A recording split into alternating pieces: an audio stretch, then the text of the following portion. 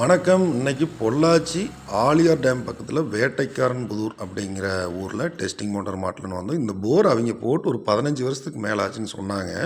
ஆள் எவ்வளோன்னு அவங்களுக்கு தெரியல. ஒரு சிங்கிள் ஃபேஸ் மோட்டார் ஒன்று வச்சு ரன் பண்ணிட்டு இருந்தாங்க ஒரு 300 அடிக்கு. 300 அடி கீழே தண்ணி போனதுனால இப்போ 3 ஃபேஸ் சர்வீஸ் வாங்கி டெஸ்டிங் பார்த்துக்கலான்னு கேட்டிருந்தாங்க. 3 ஃபேஸ் இபி கனெக்ஷன் வந்துருச்சு. நம்ம டெஸ்ட் மோட்டார் கொண்டு போய் ஃபுல்லாக நம்ம நிலத்துல முட்டை வச்சு மாட்டிட்டோம். இங்கே வந்து 750 அடியில் முட்டுச்சு, 730 மாட்டிட்டோம்.